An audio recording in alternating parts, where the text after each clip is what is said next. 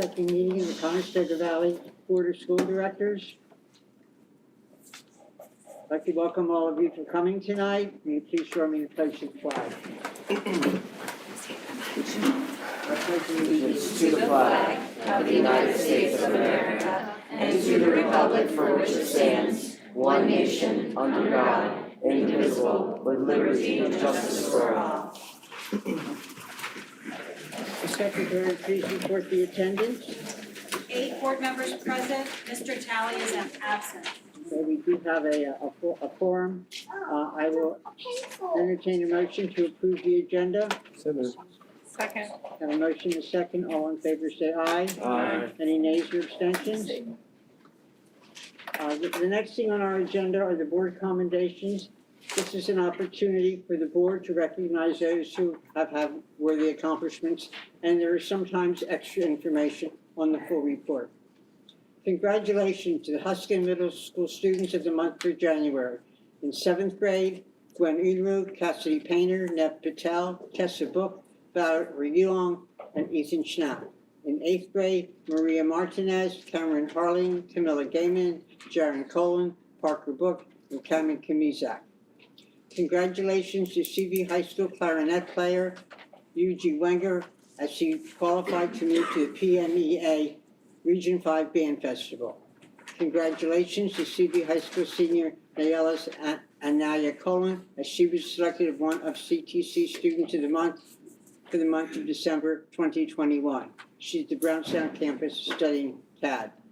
Congratulations to CV High School students Cameron Aller, Natalie Booth, William Burgess, Sierra Land, and Jenna Reichner as they qualified for the 2020-22, did I say that right? 2022 Lebanon Valley College High School Honors Choir in January. If they choose to attend Lebanon Valley, they will go with the $10,000 scholarship. Congratulations to the following 4 senior student athletes at CV High School who have committed to playing their respective sports at the collegiate level after graduating this year. Keller Dillman, lacrosse, Taylor Henley, basketball, Aiden Johnson, football, and Ken Jaffa, volleyball. Congratulations to CV High School senior wrestler Keaton Fisher as he earned his 100th career victory during the February 10 wrestling match against Garden Spot High School. He is the first wrestler in CV history to do this. Congratulations to CV High School software bowler Jocelyn Ross as she earned a 9th place medal at the Lancaster Lebanon League's Girls Bowling Championship. Superintendent's comments. Dr. Z. Thank you, Madam President. I've got 2 people I want to point out today. First one, we'd like to welcome Michael Williams to the family. Michael is a Villanova grad, a University of Maryland Global Campus master's degree graduate, and he'll be joining our tech department in the data and cybersecurity specialist role. Michael, just get up, say hi, and No, I thought it was welcome.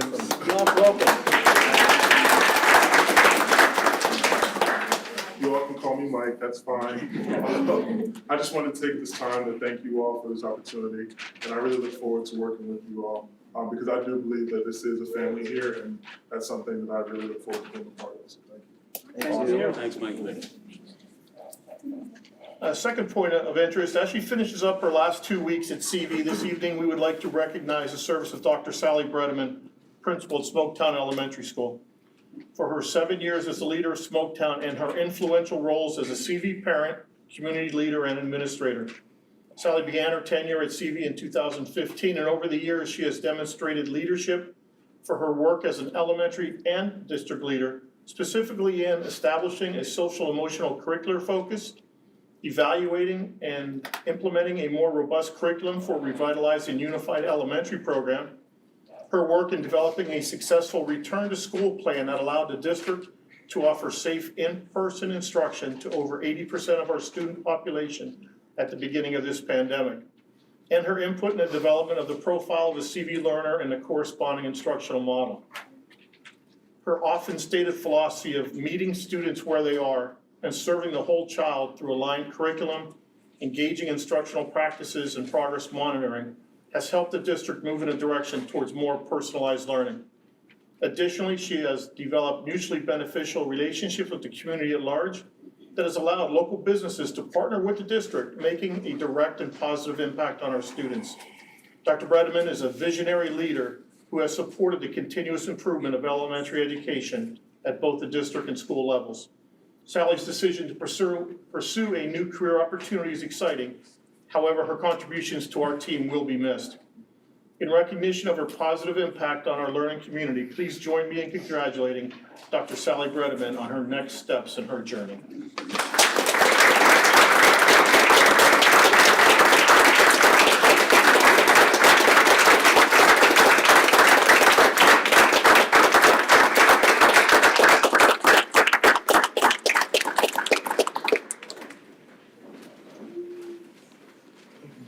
I think that applause would have kept going too, so. Well deserved, Sally, well deserved. Would you like to make any statements or comments, or? I'll wait till you're ready for us. Oh, okay, all right. That's all for me, Madam President. Okay. Secretary, do you have any correspondence for us? None this evening. Board comments. Do any board members like to comment on district activities? If not, we'll recognize Dr. Smith to introduce the student report.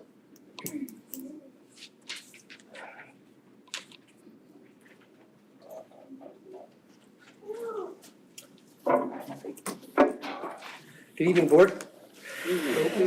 As Michael Williams said, my name is Michael Smith, but you can call me Mike. I'll go with him. So, well, thank you so much for having us this evening. I'd like to introduce Haley Flood, who is one of our seniors that attends our CTC program. So I'm going to let her do most of the talking, but since we have some new board members, I'm just going to give a brief overview of the CTC. So Dr. Z, if you want to go to the first slide. So here you can see all the programs that are offered throughout the, these are actually kind of the overarching, categories. Within each of these categories, there's numerous programs.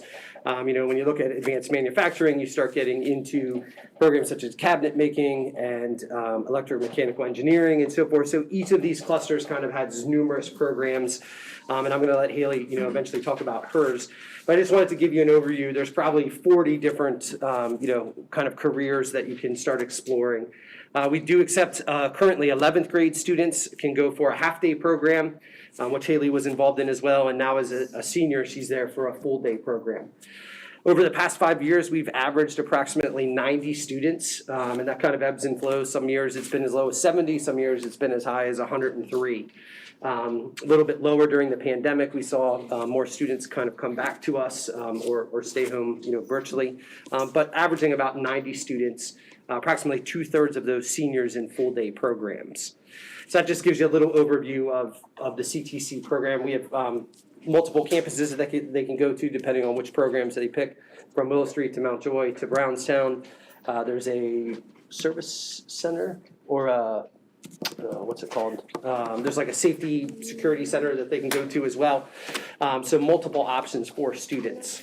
So if you want to go to the next one, I'm going to let Haley talk about in particular her program and the experience that she's had at CTC.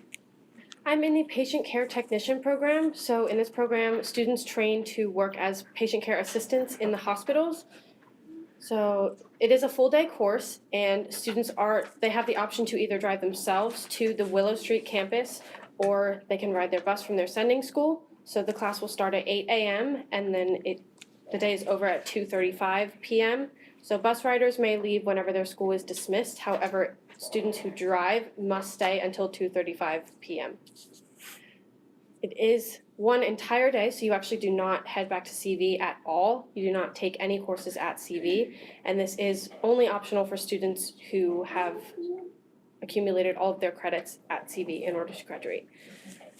It is only offered at the Willow Street campus, and Mary Barr is the current instructor, but she will be retiring at the end of this school year, but it is not known who will be the instructor after she has retired. The typical agenda for the school day consists of either a lecture, testing, or classwork from 8 a.m. to 9, then from 9 to 10, there's 8 to 9 a.m. There is quiet time for the students, so there's about an hour of just a study hall period for students to complete any missing work that they may need to. Then from 9 to 10 a.m., students will either be testing, completing classwork, or they will sit for a lecture. So then from 10:15 to 10:55, there is a lunch period. Then after the lunch period, from around 11 o'clock to 2:35, students will either sit for a 1 to 2 hour lecture or move into the skill lab, or they could move to the skill lab, then have a lecture.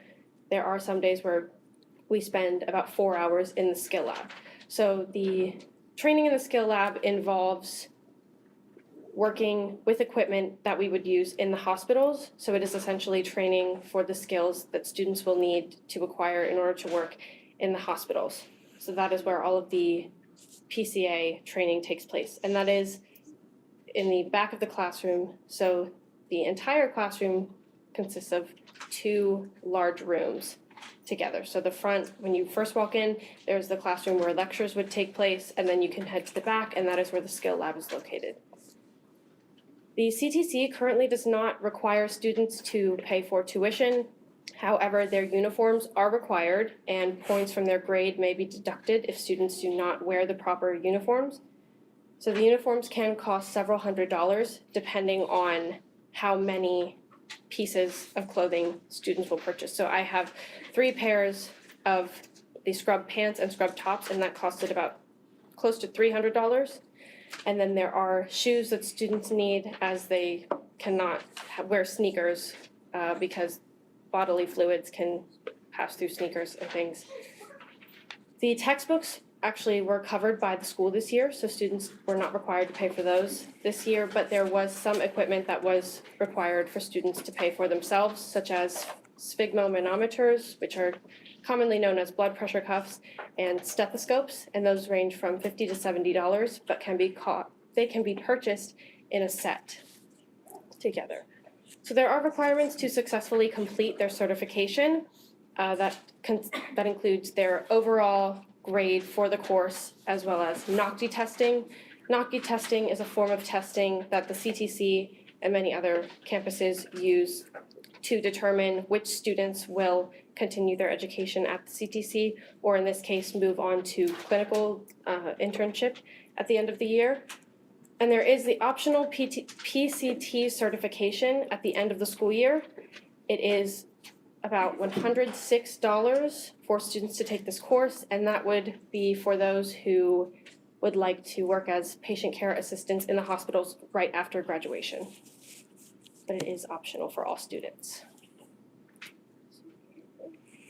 So there are clinical internships that are offered to students who pass their NOCTI testing and pass the course in general overall. So there are 2 campuses that are offered to students. That is the Lancaster General Hospital and Ephrata Community Hospital. So the students do have options to rotate to multiple areas of the hospital. So you can let your instructor know where you would prefer to go. However, the final decision will be made by those working in the hospital and their instructor. So the patient care assistants will work under mentors. So students aren't actually certified at this point, but it will occur within the last 4 to 8 weeks in the spring months of the school year. So in order for students to head to these clinical internships, they must have either proficient or advanced scores on their NOCTI testing, as well as proficient or advanced scores in their class in general. So that their overall score is composed of their skill grade, which would be in the skill lab, their knowledge grade, which would be medical terminology testing, and then their overall behavior in the classroom. And that would include things such as wearing their uniforms and wearing the proper attire through the class, and just overall preparation. So there are many requirements that must be met for clinical privileges. Students must have their fingerprints. In order to go, they must be CPR certified, they must have their background checks available for their instructor and those at the hospital to view, and their grade will affect their opportunities as far as clinicals. So the clinicals run during the school hours, so they begin at 6:40 a.m. and then they will end at 1:45 p.m. So the instructor will be present at either hospital, so she will switch back and forth, but students will not be by themselves, they will be with mentors. So the patient care assistants actually cannot do the detailed tasks in the hospital, so patient care assistants work to perform tasks such as changing occupied and unoccupied beds, taking blood pressure and radial and apical pulses of patients. So they cannot do things such as phlebotomy or anything else with patients. So, You want to talk about your future? yes, Okay. sure, thank you. Next one. So, after completing this program, I plan to go on to the Lancaster School of Massage to obtain my certification in massage therapy so that I will be able to work in a hospital and have a stronger career than a patient care assistant would have. So the salary of a massage therapist in the hospital and just in general is much higher than that of a patient care assistant. So I would like to go for that. And I think it would also be wise to have a career to fall back on if I would attend nursing school and not make it through a semester, or just if anything would happen. And things are so unpredictable, especially with the pandemic. So I would just like to be prepared for that. But my long-term goal would be to work in pediatrics. So when we go into clinicals, if we are able to go this year, I will ask my instructor if I could work with pediatrics to see if I could work in that area of the hospital. Very cool. Thank you, Haley. It was very professional. Well done. Thank you. Very well done. Very well done. And then I was just going to add one little piece here, and there's one more slide. So I know Dr. Z has mentioned this before. So currently, the CTC only accepts juniors and seniors for half-day and full-day programs. They are accepting or starting a new program next year that all of the principals had saw a need for and said, look, we see a need to get some students into the CTC and hands-on activities and so forth prior to their 11th grade year. So the CTC came back, they're going to look at a pilot program for some 10th grade students. All 16 counties were able to, districts were able to apply for this. We had 3 students that applied for it. We should find out at the beginning of March if any of those students have been accepted. So this is the first of hopefully many down the road, but it'll be a pilot program, 3 semesters. So basically a student would go, if they started their sophomore year, if they went the first semester, they would be at CTC the entire first semester. They would come back to us the second semester. The next year, they would, go 1 semester and come with us. So a 3-year, kind of half-year program, if you want to think of it that way, over that 3 years. So like I said, we had 3 people that had applied this year. We'll wait and see, if any of them got in, and hopefully the program is successful. They've been asking us for continual feedback throughout the process. Students had to apply just like they would for any other program, within CTC. So I'll keep you posted as we go through it, but hopefully we get at least 1 in, so we can see how it goes. Haley, can I ask you, at what point in your high school career did you know you were going to do CTC? I actually decided to attend the CTC in 8th grade, just before going into high school. So I was able to tour the CTC in 8th grade, and then again, I think my sophomore year. And I decided that I thought it would be the best step towards pursuing a career in the medical field. So the CTC allows me to experience a career in the medical field before I've actually attended school. So I haven't spent money on college, and I haven't actually committed to one specific career or program. And I did decide in middle school. Okay. I know we have a CTC coordinator at the high school. Was that helpful for you to still feel as if you were connected to CV and your classmates here? Yes, Okay. that is very helpful, and she actually sends emails out to us with information as announcements are made through the school. So it is great to have that because I don't hear the announcements that are made at CV, and I can't even get those from most other students, so I appreciate that very much. Well, I know it's sometimes a difficult decision for students because they're leaving their friends and what sometimes they thought was going to be their high school career. And I think that connection with the high school is really important. Dr. Smith, can I ask you, do we have many students who go to CTC and then decide that the path they've chosen isn't what they like doing as much as they thought? We have a few every year, not a huge amount. We try to do a really good job of being proactive on the front end, making sure that they, know exactly what they're getting into and so forth. But every once in a while, there's something that happens, either life circumstances or they go down a path that they eventually find out it's not working for them. And then we just work with the CTC to, transition them back to the school and make sure that they're getting all the credits that they need. Okay, and I would assume that that's helped a great deal by our own technology courses, that they get a taste of a lot of this before they have to make a choice. Sure. Any board members have other questions? Thank you, and good luck. Thanks very much. Thank you. Thank you. Very well done.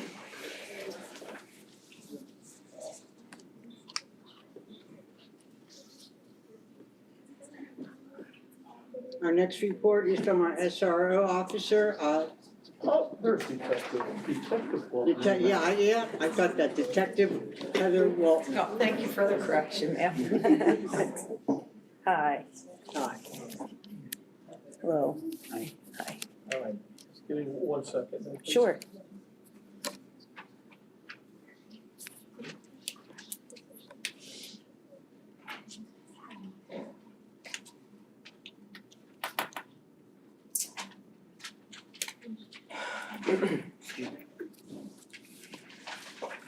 Okay, so every year we do a review of the entire calendar year. So this is obviously 2021, which I was present for the entire time.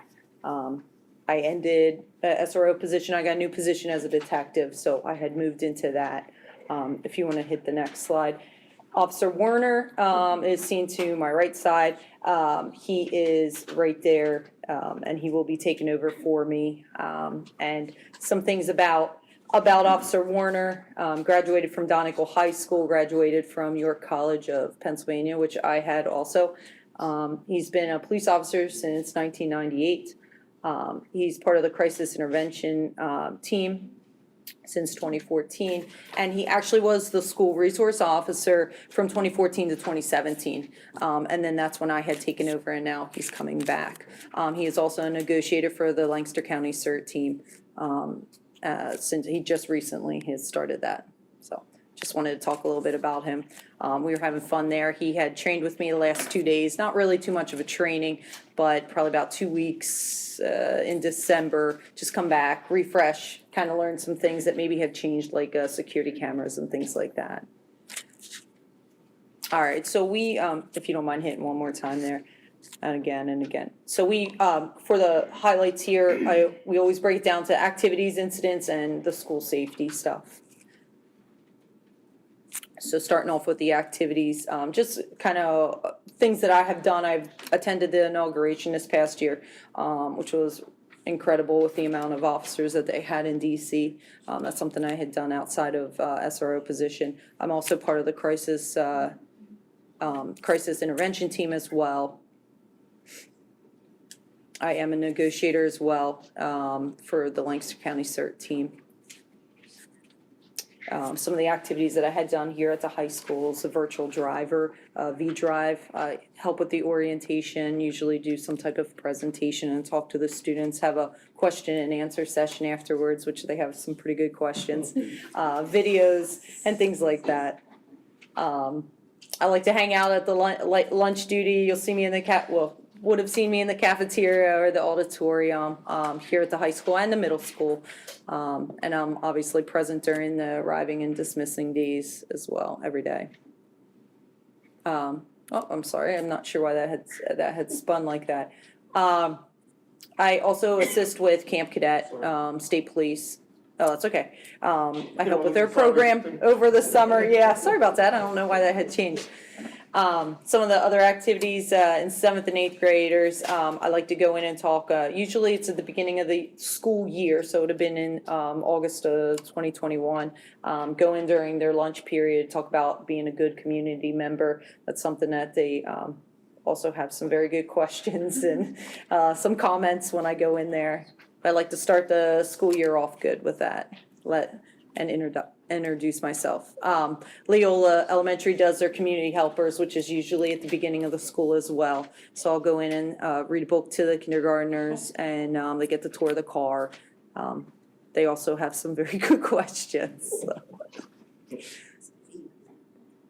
I'm present for the football games and the basketball games. Even though I wasn't here and I had ended in December, I still came back for some basketball games, so CV's still a family to me. We help out with the CV bonfire. You see myself and some other officers. This year we got to bring the truck. A couple of years ago, we brought our emergency response vehicle where kids could go in and kind of look at it. So we try to bring some different vehicles. Homecoming, which was great this year. We got to have that outside, so I was able to be present for that as well. Some kind of normalcy. I also attend various trainings. Officer Werner will be doing the exact same thing. He was actually present with me with some of these trainings, just to kind of go through a little bit. Every year, officers have to keep their certification as a police officer, always do their mandatory updates. So our legal updates are something that I've always, that we always have to do as a requirement. You'll see PASRO there, which is the Pennsylvania School Resource Officers. Did a presentation on federal hate crime this year that I had attended. I went through an FBI basic crisis negotiator course. We went to a hostage negotiators conference, which was the picture. That was in Allentown at the ice rink, actually, which was very cold. And I did some other basic crisis negotiators courses. CPR, we were always certified with first aid, and that comes every couple of years as well. So.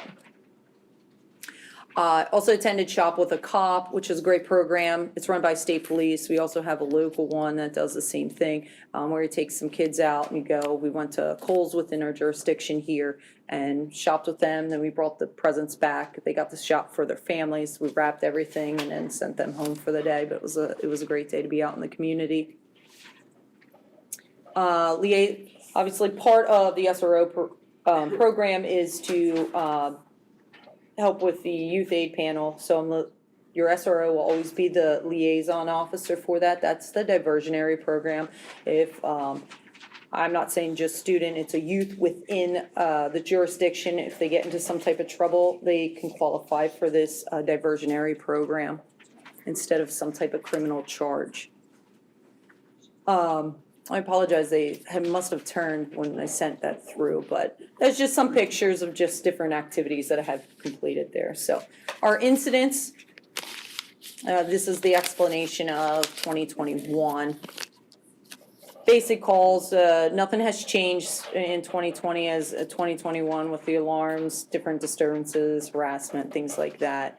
You will see though in the next slide here, it'll be a comparison of the 2021 incidents to 2020 incidents. Obviously, you're going to see a difference with the numbers. I hope everyone can understand it. We were shut down from March for several months, and then the new start. The better comparison probably from 2021 would be to 2019, where the numbers are very similar, but things were slower. We also saw that as patrol officers as well. And then what we do is we add 179 incidents versus the amount of arrests. Arrests can be anything from a non-traffic citation to actual criminal charges. Okay, that's what the arrest part of that means. And then that was a 2020 comparison as well, with 5 there out of the 114. I like to break up the incidents by schools just so we can see the type of different incidents that are happening at the school. So within a high school, we have 82 incidents throughout that year. You'll see in the purple there the suspicious activities. Those can be pretty much anything when it comes to, something that maybe didn't really make sense that happened that doesn't fall into a specific category, just kind of like maybe suspicious behavior or something that we found, and then over on the right side, you'll see it's the lighter green part there, like a yellowish. That is the harassment. Harassment can be, anything from yelling at someone else to maybe pushing and shoving. Excuse me, KLIV, what is that? Keys locked in vehicle. Oh. That was a lot to put in there, but yes, there are a couple, I helped a few people get into their vehicles, yes. All legitimate. Middle school, you're gonna see the same thing with 45 incidents. again, their harassment, the suspicious activity, you're seeing pretty much the same thing with the higher on the higher end there. And Smoketown's incidents with 15. And I think the elementary schools here with Leola, I think the alarms are the higher ones. So when an alarm goes off, it notifies the police department. And I think that's pretty consistent, yeah, with Fritz as well. Brownstown's is actually outside of my jurisdiction as far as like the police department, but obviously as the SRO, I still go there. But you don't really see too many like incidents there because we don't track that. That would be something like the aid and assist would have been something that I had gone there to help them with, if that makes sense. So if an actual police incident happens there, I don't have access to that because that would be West Earl. So school safety, obviously I'm part of RVI training. Anytime they do some type of incident, I'm there at the school to help with those drills. I shouldn't say incidents, I mean drills. Traffic enforcement, obviously this year there was a big thing with the Horseshoe Road construction. Myself and I remember Dr. Metzinger going out there quite often to try to get the kids safely out because they'd like block down the road in the middle of the day into the dismissal. So unfortunately, we were out there with some vests on and taking care of it, make sure the kids got out okay. Fire drills, obviously, I'm present, trying to make it to the schools when they're doing that. Safe to say, obviously that alerts many staff members, or the administration, I should say, not staff members, the administration, myself, and our administration here as well. If there's any type of tip that the students, does everyone know what the Safe to Say program is? Okay. So I don't want to keep repeating myself, but yeah, we're a part of that as well, of assisted with minute. Part, though, the police department really helps us out for those Yeah, emergency calls, so we need a welfare check on a yes. student, so we appreciate that greatly, so thank you. Oh, yeah, absolutely. And I'll tell you, Safe to Say's been great with our police officers too, because they get the information that they need from you guys, or they'll get it from me, and then they'll have someone go out right away. It has been fantastic. Good communication with that, absolutely. Lancaster, Lebanon, always have they have a seatbelt challenge. So they'll have someone come in. So I always register the school for that because it's some money potentially. And helped with the school. Yeah, I was part of the safety task force here too as well. So I coordinate some platoon tours. So we had started doing that. I think when I first started, where they were coming in the like late at night, like we scared some custodians one time because there was some communication issues with that, but they would come in late at night or real early in the morning, so students weren't here, and just learning the layout. We have 4 platoons within our department, so to get the guys, and I mean, we have new people, that we just hired as well, so they come in, they just kind of walk around the schools and make sure, learning the layouts. Some of them are from other counties, and they just don't know this area too well. We also appreciate the walkarounds right now. Yes, While that we're was. transitioning between the two of you. Yeah, that was that's all the patrol sergeants on them doing that, so that's great. I'm glad, thank you. I'll let them know. So I hope to continue the SRO program with the great communication and with the school. So does anyone have any questions that I can answer? Could you explain the relationship between the district and police department? I don't know if you're familiar with how we set this up. How they set it up? Yeah. I'm not too familiar how it was set up, but I think I personally think the communication is great between the school It's and. set up with a memorandum of understanding. Oh, yes, yeah. That's what I meant. Yes, yeah, so we had set that, I don't have it in front of me to say how long ago it was, but every couple of years, there's a new contract that's signed or a new MOU that's signed that is reviewed by our police chief and then I believe you, Dr. Z. And I think the last couple of years, it's been fairly similar. I don't actually review We it. share the cost of having Yep. an officer here. And one of the reasons they change over is to get a promotion.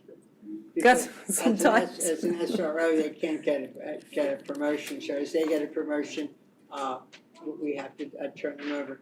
Could you give us an idea of what's required to become an SRO?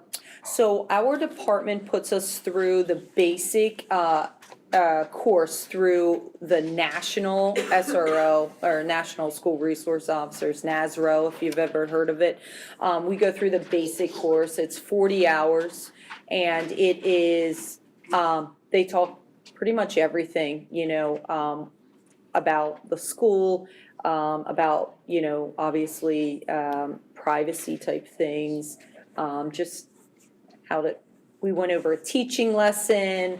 I mean, it was kind of eye-opening because, I gotta be honest, like I had been a police officer for 12 years prior, so I'm thinking like police mode, and it's really different. It's more of the relationship, that it's kind of, it's not really police work. It's all about the relationship that you have with the staff, with the students. But it was a fantastic.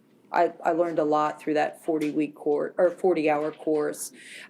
We also, our department then puts us through, if we stay 2 years, they put you through the advanced course. So I went through the advanced course, which was 3 days, I think. Yeah, it was about 3 days worth of training as well. Just kind of dipped in a little bit more about the relationships and things that you can do at the school, programs, things like that.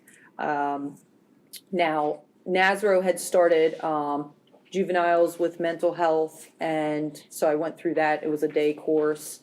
So they come out with different types of trainings every now and then, and our department's pretty good about getting us in those.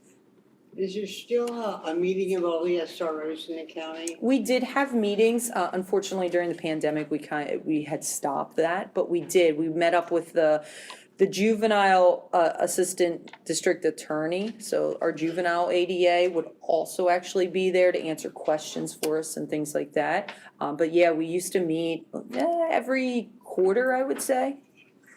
I do miss that. That was something that we didn't get back into just yet. But we have a great email group that we still kind of shoot ideas to or questions. So we haven't lost that support. Do you know how many schools in the county have SROs?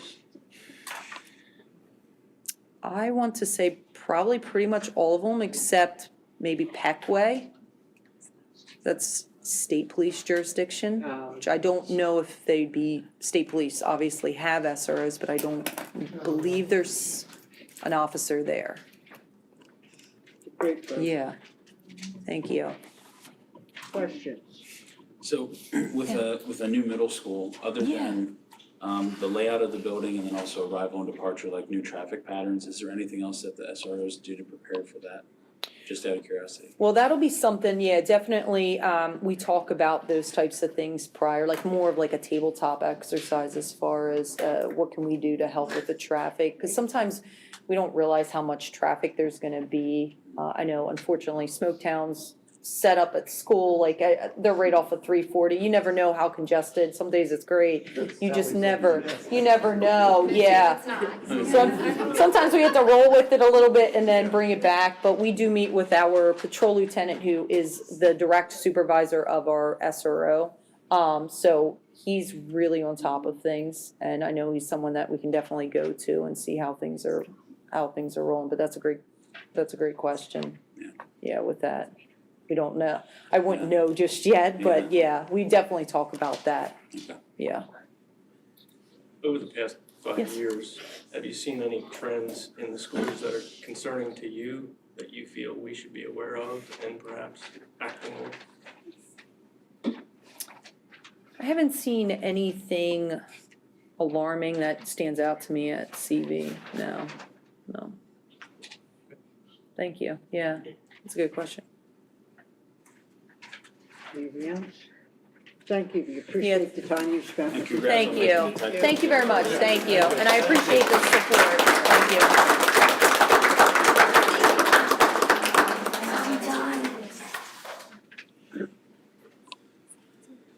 Student report from Smoketown Elementary School. Mrs. Brennan, do you want to introduce this for us? Yes, I will. Well, first I want to thank you for the recognition tonight. I appreciate that. That was unexpected, but I appreciate and I'm thankful for my time here in CV and at Smoketown. The good thing for me is I live in this community. This is my community, so I'll still be around. You can't get rid of me completely. And I'm just also thankful for the administration and the community.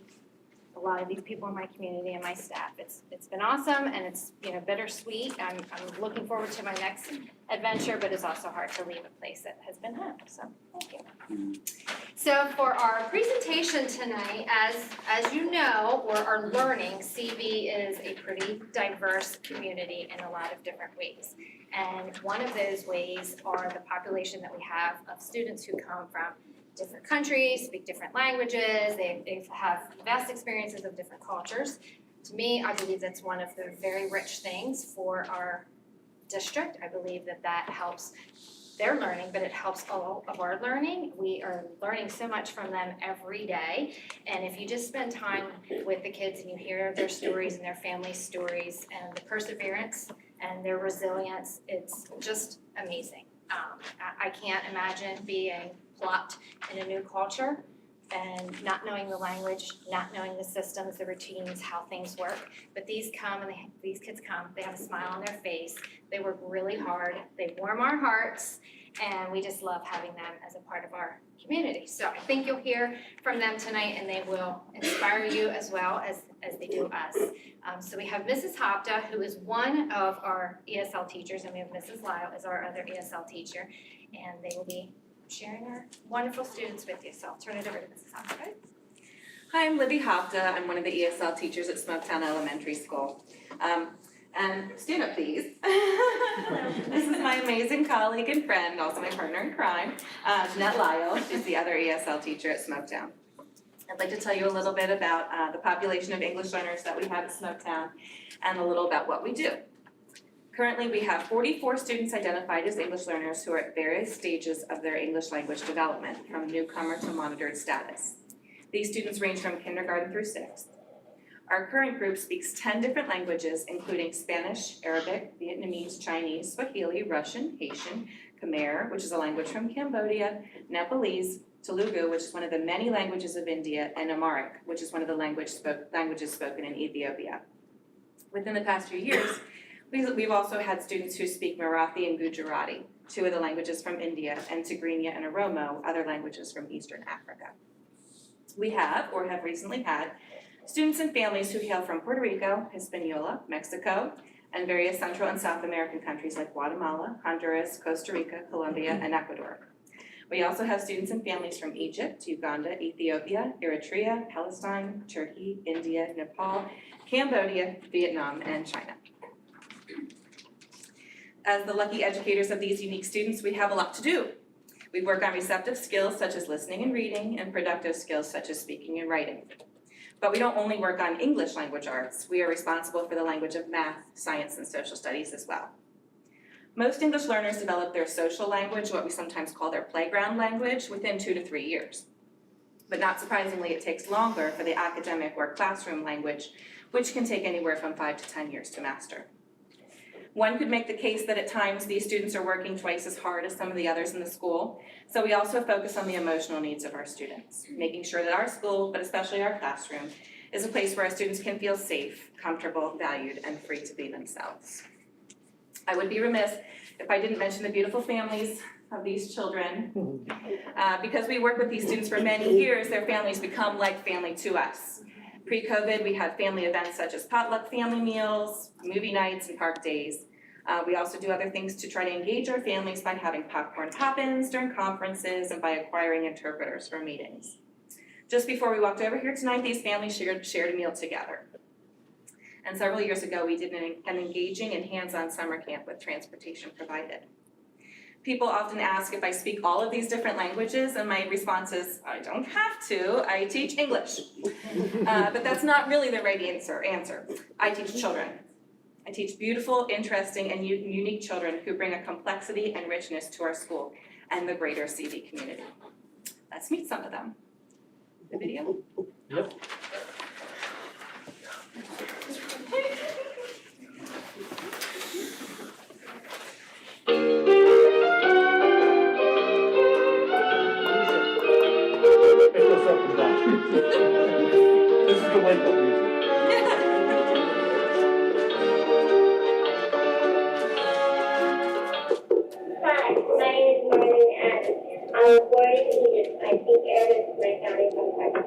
I am in 6th grade. My family got here because they want to learn.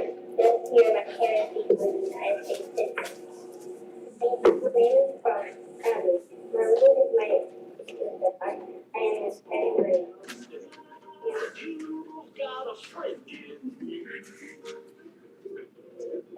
My name is Untitled Chapter. I was born in Puerto Rico. I speak Spanish from home. Hang on, I'm gonna start this over again. You're too choppy right now.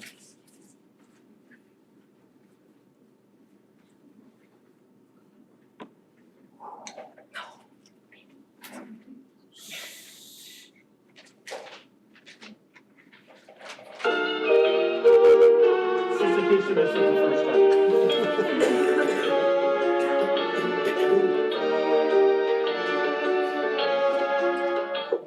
Hi, my name is Marlene Adams. I was born in Egypt. I speak Arabic with my family sometimes. I am in 6th grade. My family got here because they want to learn. This year, my parents became United States citizens. My name is Ross Adams. Marlene is my big sister. I am in 2nd grade.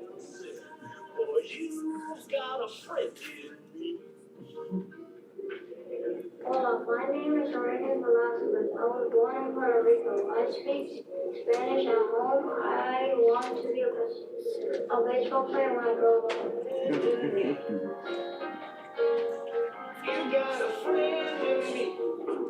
Hi, my name is Kim Lamb.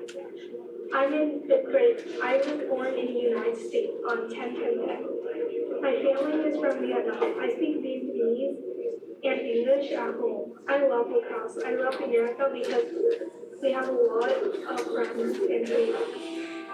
You got a friend in me. Hi, my name is Victor Wade. I am in 5th grade. I was born in the U.S., but I speak Vietnamese most of the time at my home. I exited ESL last year.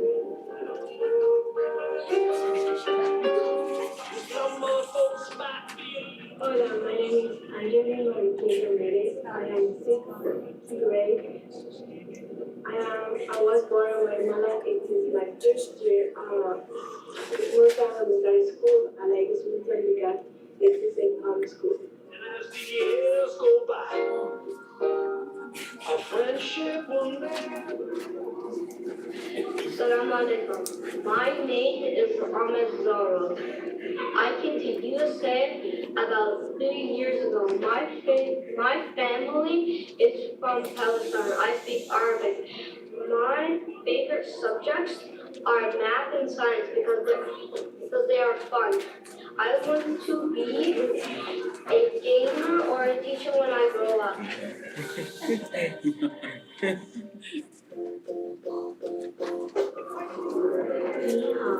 My name is Summer Brooke. I am in 4th grade. I was born in Pennsylvania, but my family is from China. My grandparents live not home with me.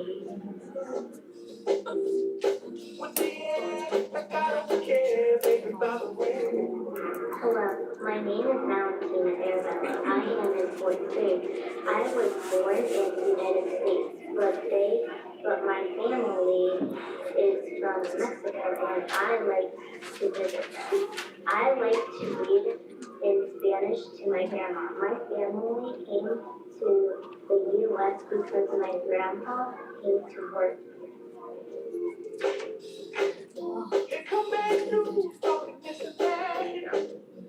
Bonjour, my name is Mirka Mardell. I am in 6th grade, and I speak French Creole. I am from Haiti. I came to the United States back in 2017 when I was 7, and my favorite class is math class.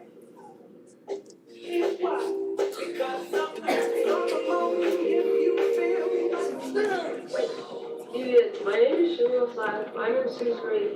I speak Russian, but I was born in Turkey, and my family is from Kazakhstan. I've been living in the United States for 2 years. I still read in Russian. My family came to the United States because education is better. And what's your name? Kayla. And what grade are you in? In kindergarten. And who is your brother? Samuel. Samuel and my sister is baby Sophia, and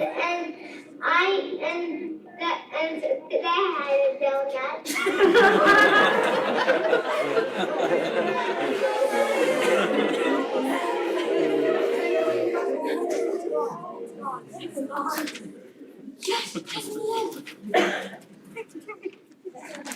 All right, Ahmed, you're up. It's upside down. You ready to read? They're a little nervous, but they're very brave, aren't they? Yes. See, they're here to support you. Go ahead, bud.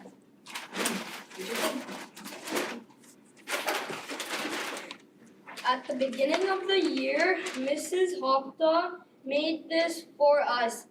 It is the profile of a CV learning. We talked about it in our groups so we can focus on working together, sharing ideas, solving problems, begin parts of this world, and learn as much as we can. Well done. All right, I switch, remember?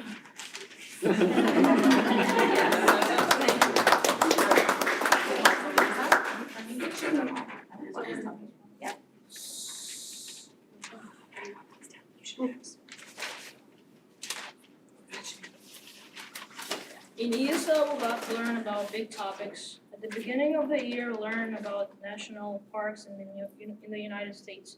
Each group read a book about a different national park. Then we shared our new knowledge with each other and the rest of the school by writing reports and hanging them in the hallway. We learned so much about cool places to visit in the U.S. and why we should protect them. And I would really like to visit Mount Rushmore someday.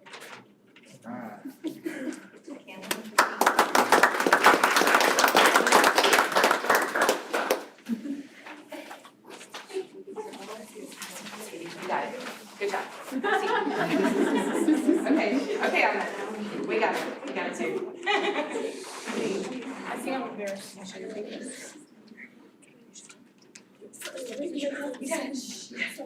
Really? You okay? Okay.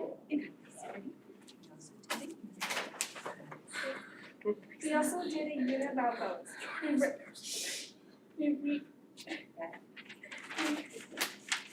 We read many books about skeletons. We label our big friend Bernie Ben to hang in the hall. Go to bed.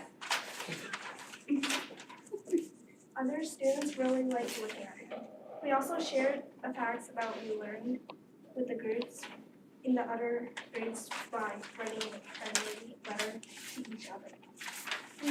We all come at different times of the day. So this way we could still share our ideas with each other. Do you know we have the same number of next ones as a giraffe?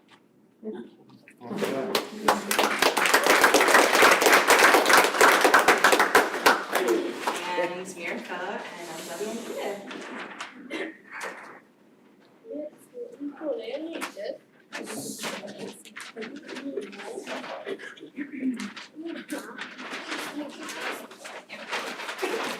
Sorry. We're taking up a lot of space here.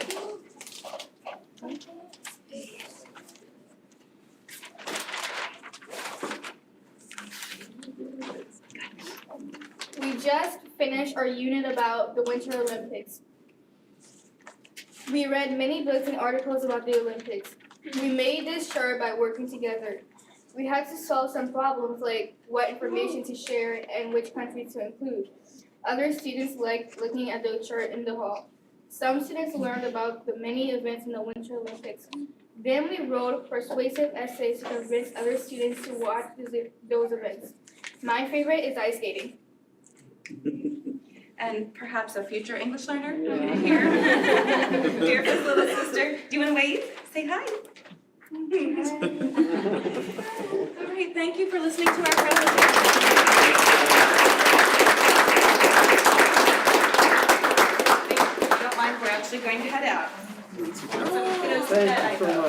Thanks, guys. Do you have any questions before, whoa, vote, do you have any questions before we leave? Nah, they want to get out. Let 'em go. Can we take a moment? I hope all of you have English skills. Vote, yoo-hoo! Vote. I hope you all have English skills well enough to know that we feel blessed to have you as part of our community. Thank you. Thank you. Thank you, Ahmed. Great job. Got it? And these pieces will help us. If you ever get a chance during school tours to go into an English to second language classroom, there's magic happening in there. It's amazing.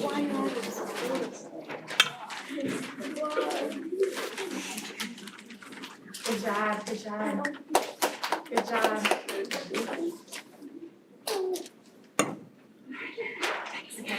You see why I'm fussy about what the new boardroom will look like? Oh, yeah. That was so good. I saw Maddie the other day. I don't know why. Oh my gosh. She's so big and so gorgeous. Oh, thank you. Oh my gosh. It was such a pleasure to see her. She told me that you said hi. That's right, you weren't there. Thank you.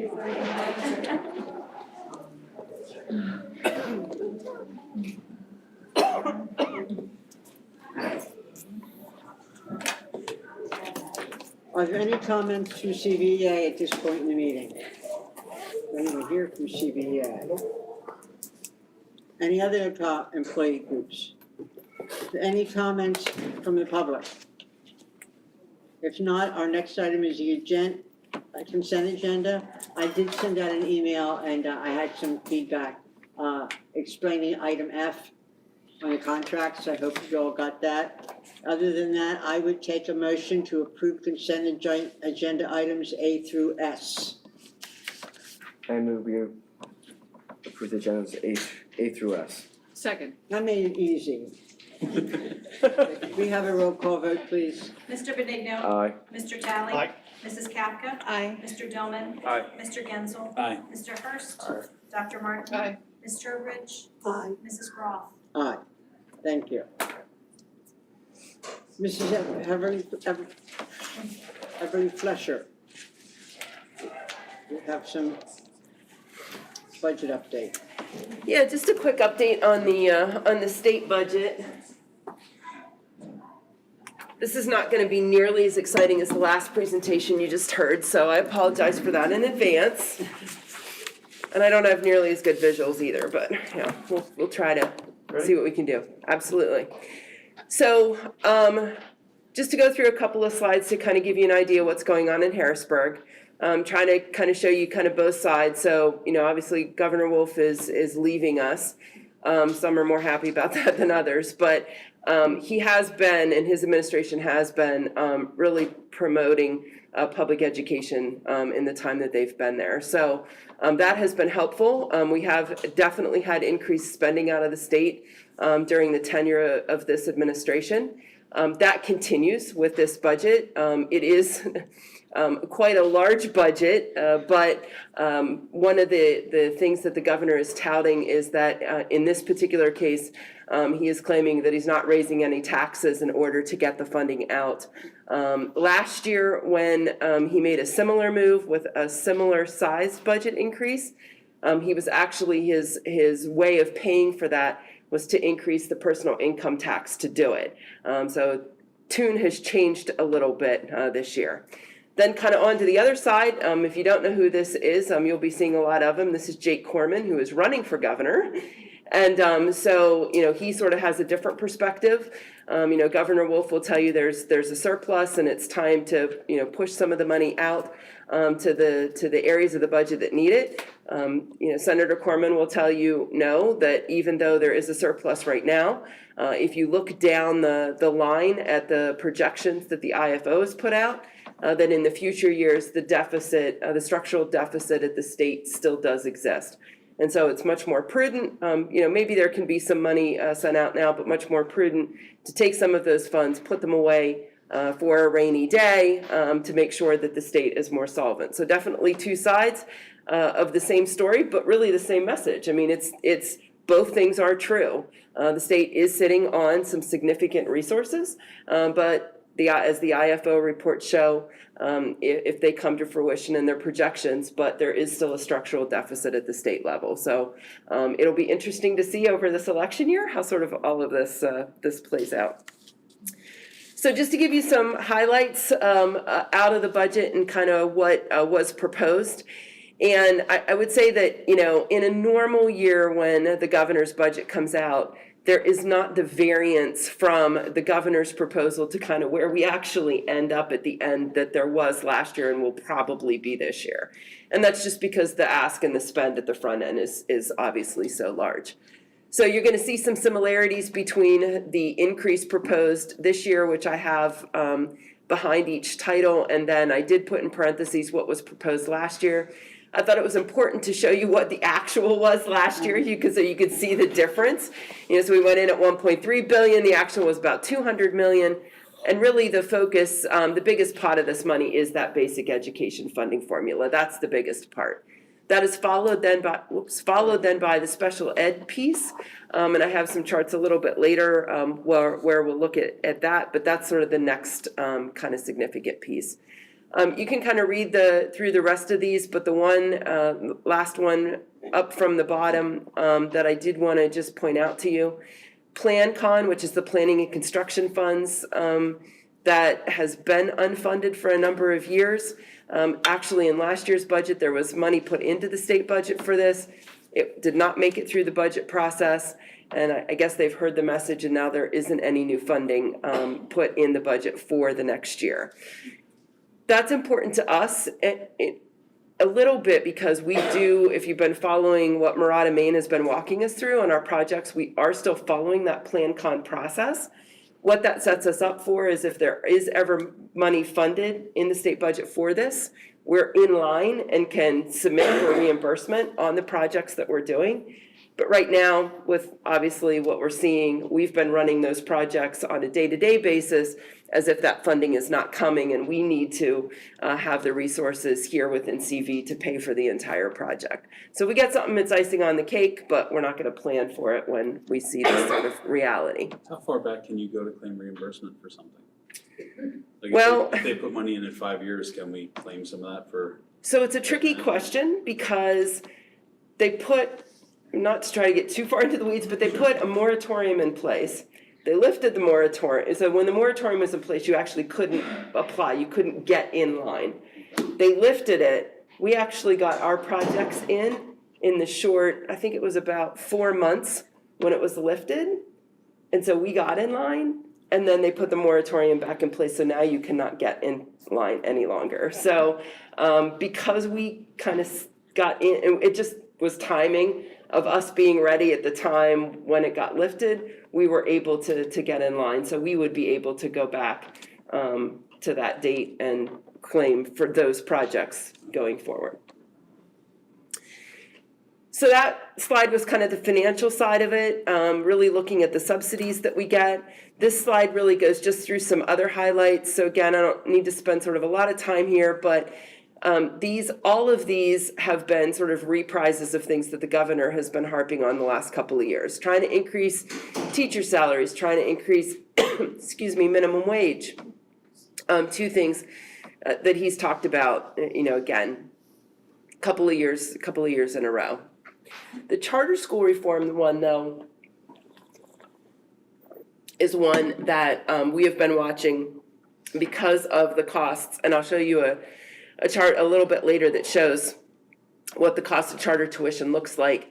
But the actual proposal that he has, that I have on the screen that he has in for next year, again, is very similar to what he proposed last year. A little bit more in cost, but the same two factors apply, which is they want to move the charter schools to this 3-tier approach that we all use within school districts right now for determining what the costs are for special education students, and then also instituting a flat rate for the regular education students.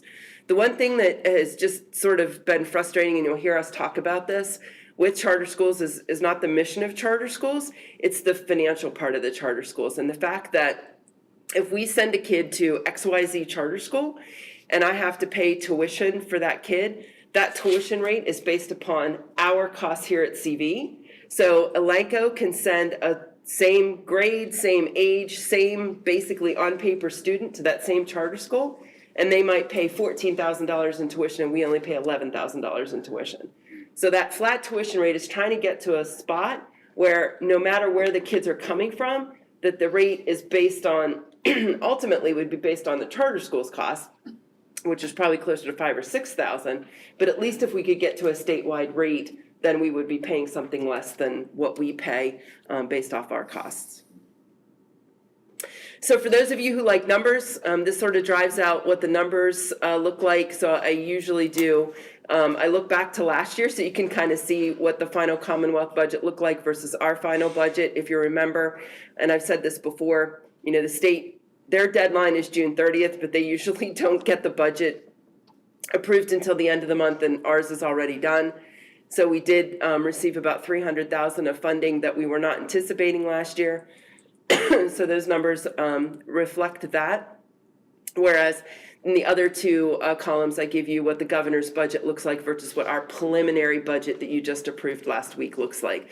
So obviously, I was not even going to make a guess that the governor was going to come out with something sizable of, you know, $8 million for us. So big difference there. As we go through the next couple of months, we'll get some better information about what maybe be a good number to put in. What we're in, again, it's an election year, so you know, I don't think we're going to be in a position where there's not going to be any additional funding for public ed. I think there will be something, but even if we took a guess and said it would be something in that same range that we got last year, you know, it may make sense for us to put, you know, 300 or so thousand in and kind of plan on that, and then hopefully, you know, not be in a position like we were last year. We got the funding at the end and weren't anticipating it coming. So the way that formula works, and as we go through sort of board orientation, I have a whole presentation on this formula, which if you ever want it, we'll do that kind of separately. That's not the intent of tonight, obviously. But this slide I pulled from when they put the formula in place a number of years ago, and it just really illustrates the number of components that go into actually deciding or determining, I should say, what a particular school district gets out of that big pot of state money. I will tell you that certainly the student count is the biggest weight of all of those, but then all of those other components are factors that drive the data and drive the subsidy. The important thing about this slide is that it is not just a simple it's not simple, but it's not just a calculation of the numbers to see where you are. The interesting part is this formula is very active, and so what happens is it also takes into account where you fall against other school districts. So our enrollment could be going up, but if there are other districts whose enrollment is increasing more than ours, we may actually get slightly less subsidy than we got last year, because the way the numbers drive out, those districts that are growing much more strongly are going to get a bigger pot of the money. So it's a very dynamic formula, and the struggle for us on the business side is we love formulas where you can just put all the numbers in, it's a math equation, it all comes out. We can't do that here because we don't know how we're going to compare to the other districts in the state until they put all the new data points in, which usually doesn't happen until kind of the May-June timeframe. So we get close to the end before we can do that. So then the next piece, you saw the slide where I showed you, Senator Corman saying the budget the governor put on the table was not realistic. So my question is, okay, well, what is realistic? One of the things that kind of happened as we were going into the three pieces of ESSER funds was we actually got, and Dr. Z and I were trying to find it last week, and I cut and pasted some of it in one of the slides here, can certainly share the full text of the memo with you. But we got a memo from the legislators at the state basically saying, hey, this is one-time revenue, so don't count on this money to sustain your funds. So now we're going to say, okay, well then that makes an argument for you having to continue to put state money on the table because you just told us we can't use that money to sustain ourselves.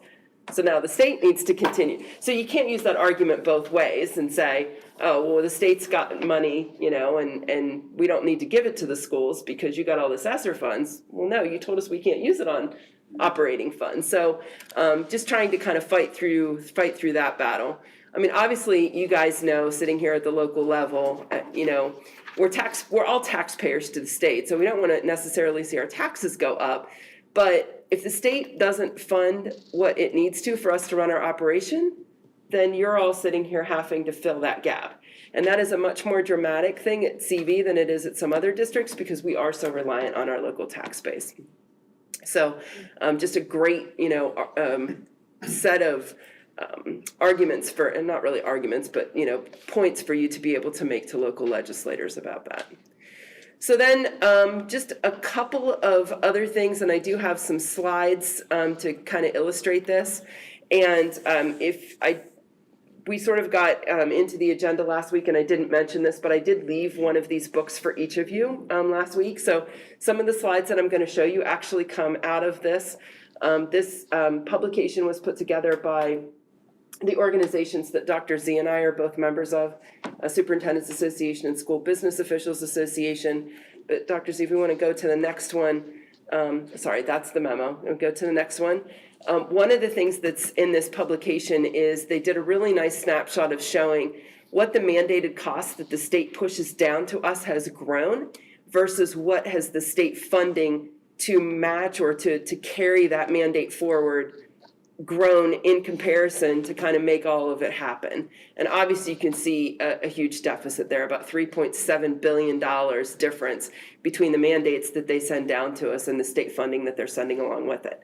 So again, back to my point about making sure that if they're not going to fund that 3.7, where does it come from? It comes from the taxpayers at Conestoga Valley. And that's just a 10-year history. What are some of those big mandates and cost drivers? So it was on the key to the chart if you looked at it. So PSERS is one of them. We've talked about the retirement system before.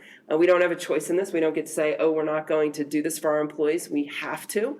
And we are quickly getting to a point where when you look at the compensation for any individual employee, about 50% of it is going to be the wage and about 50% of it's going to be the benefits. I mean, that's really where we're headed when you start to add PSERS and Social Security together. That one actually gives you a much longer history than what I normally give you. So it really shows kind of the peaks and the valleys. The next one then focuses on that charter tuition one that I mentioned. So no big surprise, 2021, that number really went up. You can see that in the bar chart. But you can also see that the projection is to go down. But I will tell you, and we've told you in our case, that number has not moved. And most of the students that moved to a cyber charter school have not come back. And Dr. Mann has shared those numbers with you. So that looks a little bit different for us. And then the next one shows the special education costs. And really, for me, the key takeaway on this one is certainly you're seeing costs increase across the state. You know, we're no different there. But the thing is that bar at the bottom, you can see, is just not moving at all. If you would think about how that chart should work, as costs are going up, you would hope that that trend line of funding would be going up with it, and it's just not. So again, when the state doesn't put the money on the table, then we have to do that to make everything happen. So that's, you know, just a real brief synopsis of what's happening at the state. And if you have any questions, I'll answer them, but hopefully we'll have, you know, some more information again as sort of everything kind of chugs along. Their next step will be to have what are called appropriations hearings and start to, you know, piece through the budget and kind of work out, negotiate, you know, what's going to be acceptable. And, you know, we'll be reporting back as we go through the budget and we learn more information about what maybe we want to put in our proposed final budget as a state subsidy number. Questions? Reactions? Well, come on your language and tell us what you think of this. I appreciate this, and I hope you all do too, but I learned long ago this is a futile exercise. Because what they do often has nothing to do with this, and there's already talk about where they want to put more money that would offset any increase they'd give us between charter schools and the educational scholarship tax credit they want to increase. All that is money that comes out of what would have been available to us. It's frustrating.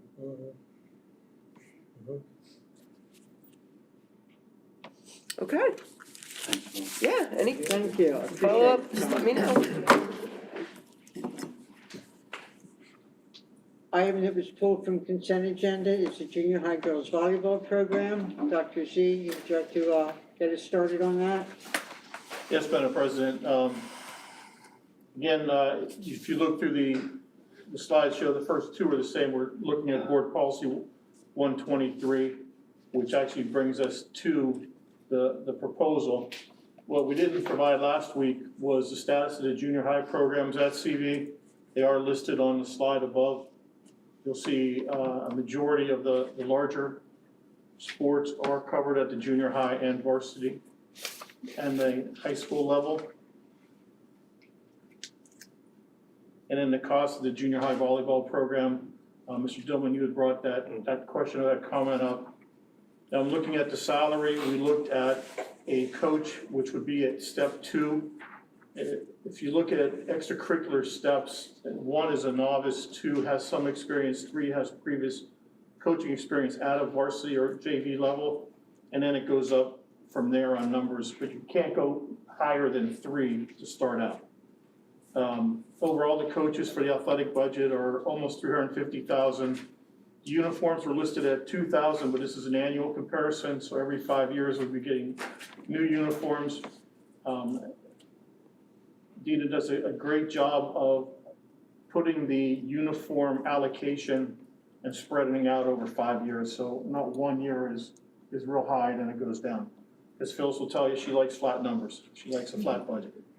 Officials are $650, supplies, not a lot with volleyball, and transportation at $1,490, and then compare it to the budget.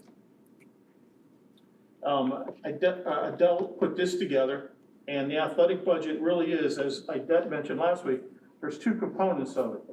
The athletic budget for 2021 was $162,000. That was the items listed up there. The general fund budget is just under $1 million. That does include salaries and benefits.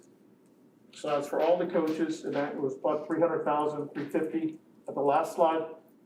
It also includes our athletic director, trainers, administrative support. We do offset some of that with revenues. We have ticket sales, and there is a participation fee for all student athletes, and we're averaging about $80,000 a year in gate receipts plus participation fees. I think I tried to answer some of the comments and questions that were brought up last week. If you have some more, I think Dina was here. I'm looking around you to find you. If there are questions, please let either one of us know. If not, the administration will recommend. We still don't know what it costs the family or student for currently for the club team, whatever. I responded in an email with that, it was around $50. Yeah, they said it paid 50, but then I thought they said they do fundraising on top of that. Right, okay, so it only is costing the students $50 for the season currently. Along with lots of fundraising. Right, along with lots of fundraising, correct. Yeah. What is the cost for, you said normal enrollment for the athletic programs and stuff, what does that cost? What's the participation fees? Yeah, participation. Right, so the participation fees, it's $80, so this is for a full pay student, not reduced or free lunch. So it would be $80 for the first activity, $40 for the second, $20 for the third. And they actually, I wrote back to, they actually changed it to $40 because what was happening was they ended up, if they played volleyball in the fall and paid their $50, and then let's just say like they did basketball in the winter, they would pay $80. They're actually paying more than what a CV student would be paying with 2 activities, so they lowered it to $40. So they're kind of doing it in reverse, like the second activity is paid first, and then they go up to $80 because we just got a lot of, I don't understand, I already paid the $50, why do I have to pay? They didn't quite understand that, well, this isn't a school-sponsored sport, this is a club sport. Right. So they tried to kind of make it even with what the district was doing. And then they do a lot of fundraising because they want to pay the coach something. and, any other expense they might have, like if they, wanna get into a tournament or get new uniforms, which they haven't done in a while, but, things like that. Right. Yeah. Okay. And you said that this club has been a program for 11 years, is that correct? Is there any other sports clubs that have been going that long? Not that I know of. You wouldn't happen to know off the top of your head what the next I don't one is? schedule any others. Okay. Our track team, it's probably the closest thing is our track team, but they just kind of use it as their preseason workouts, like their off-season workouts. So our track team does, winter track. And they tell the kids, like, this is club, because there's a lot of places that have formal winter track programs. We do not, we just count that as their off-season workouts. And Okay. they work out 2 or 3 times a week, and they pay for their own, entrance to their invitationals, because there's indoor championships, there's a state championship going on soon, and they can try to qualify for those and things like that, but they pay for those and get their transportation. Okay, all right, thank you. That would be similar to basketball in off-season where there's club teams that play. Right. And they play on their own for Right. practice or off-season conditioning. Right. Anyone else have more comments to make? For or against? Well, I pretty well explained my position last week, but I would like to thank you for the information. I'd also like to bring your attention to the policy. I mean, this isn't, the use of must and may can be something we trip over a lot. And this is what we must do if we're going to approve it. There's nothing that requires us to approve these. So I just want to make sure that was clear. Comparing the cost of this program for 1 year to the cost of the athletic budget is, to me, a moot point. There was a superintendent once who used to, here at CV, he used to say, when somebody wanted to cut some expenses, he'd say, you can't save a budget on a few pencils, but you can break a budget with it. And this is where my concern is. Right now, we have a balanced number of boys and girls sports that we support in junior high. You've got 2 boys, 2 girls, and 3 that are both. I feel as if it's already a feeder program, the only difference here would be we would pay. And what that cost us would grow. And as it suggests, it doesn't break the budget, but I used to challenge board members before I was on the board to walk into any faculty room and say, hey, anybody got a program that only needs $5,000? And stand back because they'll stampede you. There's loads of them out there that could use this money. Yep. What this is costing won't even be a piece of what my favorite whipping boy, the TIF is going to go up next year. So when you look at the whole picture, it's not a matter of how much it costs. It's a matter of what it's dragging us into. And we may not have other clubs waiting, but believe me, they will show up. Because these initiatives aren't necessarily just CV initiatives. They're district, county-wide. All the clubs, start an initiative to get something to be approved. As it is now, we have a feeder program. It's the cooperative program that we have with the community. The only difference here is now we'll pay for it. And it increases, and it will increase. So every one of you have to weigh the pros and cons that you see. And that much said, if no one else has any comments, we'll take a motion on either side. I do have a few thoughts. Okay. I guess I struggled to align that with the approval that we gave a few meetings ago for the huddle equipment without much. The huddle equipment, the video equipment, without much discussion at all that I recall. And it just seems to me that we're defining a line somewhere which appears to be arbitrary in my mind. And, I don't know that we should necessarily be discouraging future programs from coming to the board for approval and use this as any kind of indicator what action we might take. I think we have to assess those requests when they come on their basis. And in my mind, the costs of this program in relation to the overall budget do matter. I see it as 1 to 2% of the overall budget numbers that we're seeing. The benefit that I see in that is, while the argument could be made that we do have a feeder program that is financially supported by the school does make a difference in the perception, in what it gives to the parents, but also to the students, knowing that the school was willing to invest in that program. And I think you do get benefits from that in terms of the tournaments that they can go to, in terms of their pride in representing CV, knowing that they are backed by the school itself. And to me, this is a low-cost step to give those students that opportunity to represent CV with pride. Any other comments? Well said, Brad. Anyone ready to make a motion either way? I motion to approve the request. Second. We have a motion and a second. We have roll call vote, please. Mr. Benigno? No. Mr. Talley? Yes. Mrs. Kapka? No. Mr. Dillman? Aye. Mr. Gensel? Aye. Mr. Hurst? Aye. Dr. Martin? Aye. Ms. Trowbridge? Aye. Mrs. Groff? No. We have the vote, please. 6 yes, 3 no. It is approved. Okay, we will move on now to Finance and Operations Report. Are there any questions or comments? Curriculum and Instruction Report. Any questions or comments? Dr. Z, Federal Funds. Not at this time.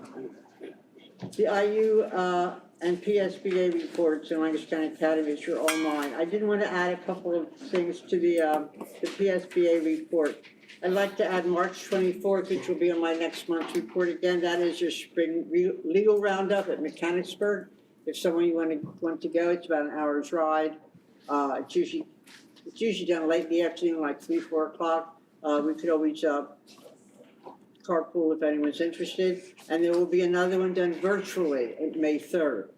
And that's usually a very good program. I also wanted to mention that the final cross-examination in the school funding lawsuit is finally completed. The last witness they had was using the report that additional funding did not improve student achievement. They made him back down off of that, considering there were too many variables in the different studies for that, depending upon how much more money you get and how exceptional your needs might be. So I don't know if they're listening to that. I have no idea how that's going to come out. Legislatively, please note the PSBA these last few years has gotten very, very active in trying to involve people in advocacy. This is, I think, where they put their effort that used to be done in member participation, but you'll get a lot from that. And I think that's the only change. The IU report is attached, and the Lancaster County Academy report, I can do in a few words. They're doing well with the new location and all. Any questions on those? Do we have anything from the CTC? Has there been a meeting that was attended yet? No, I was not able to make the last one due to Okay. conflicting If you can't make the circumstances. I'm meeting, I going, can understand. it's supposed to be this Thursday. Sometimes, I don't know if they provide you with a recap in case there's something you. They haven't. Okay. I can ask them about it when I go. Okay. Construction update. Right. And then he's gonna do his quick, where we are, and then we'll give an update from the meeting that we had. Okay, sounds good. So, middle school project, the overall project's 65% complete. For those that did the walkthrough last week, I think it may have been disappointing to see an empty shell, or what appeared to be an empty shell of a building. What I want to point out is that fortunately, we have probably about 90% of the building is dry, and much of that work has cut loose the interior mechanical, electrical, and plumbing rough-ins. So as you're going through that empty shell, looking up, the ductwork, certainly over 90% of that has been run. The plumbing piping, whether it be drain and vent or stormwater, the mechanical piping, control wiring, those kind of things have progressed considerably throughout the building. It being dry, which does now cut loose some interior finishes, and just met with the painter today, who is gearing up to start in about a week and a half to start interior painting, which will be the block work. That'll be the first thing that they'll attack.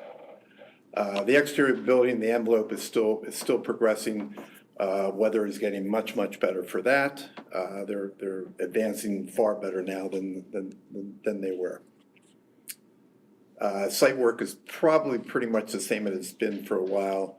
There'll be some final details done in the next, I'd say probably starting in March and sometime. Finished paving doesn't happen till much beyond that, but much of the grading, the curb work, and that type of stuff is already in. They're just waiting for spring weather. This is a key factor here. This photo here is the topping for the concrete plank. That's a key factor in the finishes also. They're telling me by the end of the month, they expect to be about 75% complete. They're moving that way. And that is basically it. This is pretty much of the roof. There is some metal roof showing, but for the critical areas to be dry, they are dry.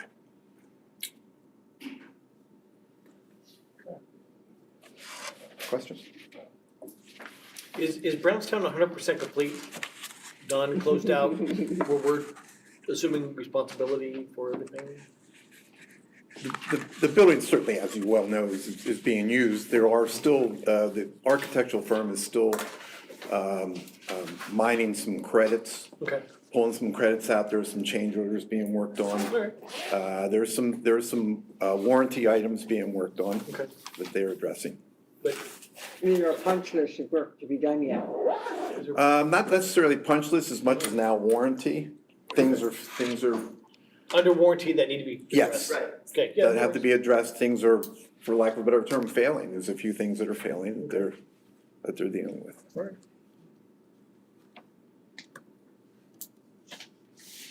All right, thanks, Red. Thanks. I don't know if you guys wanna talk about our big work that we did on last week. Just show it to Idette, that's all. Yeah, I hope Idette approves of it, that's all.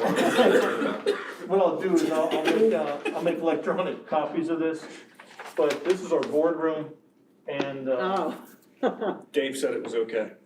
So if you don't like it, it's his fault.